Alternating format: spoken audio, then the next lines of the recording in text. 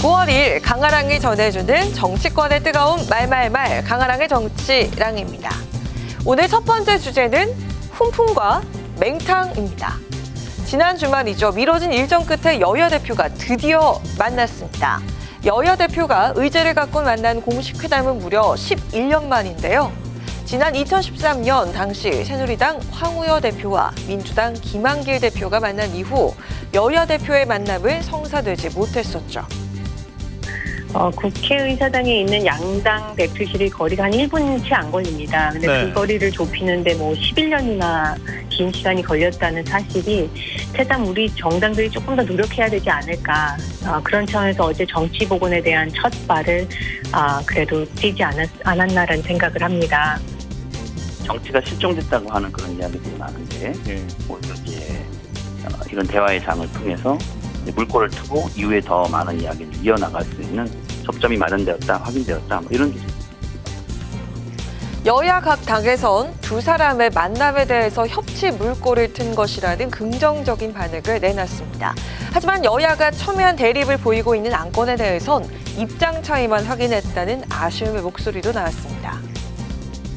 특별히 합의한 것이 없지 않느냐 하는 말씀들을 하시고요. 근데 그런 부분이 좀 아쉬운 부분도 있긴 합니다.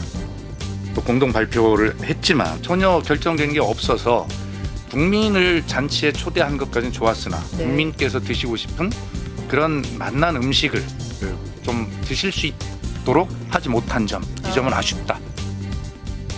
두 거대 양당 대표의 만남에 대해 조국혁신당은 맹탕이자 빈손 회담이라며 평가절하했습니다. 반면 개혁신당은 얼어붙은 정치권의 모처럼 훈풍이 불었다며 다소 긍정적인 입장을 냈습니다. 안타깝게도 맹탕으로 끝났습니다. 보여주기에 그친 이번 회담 결과는 양당 체제의 한계를 극명하게 드러냈습니다. 한 15점 하겠습니다.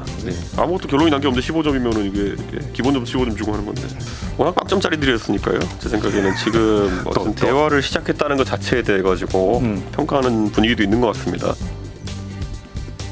11년 만에 이뤄진 여야 대표의 회담을 두고 훈풍과 맹탕이란 엇갈린 평가가 나오고 있는 가운데 두 사람의 만남 자체로 협치가 시작되는 건 아닌지 정치권의 기대가 모아지고 있습니다.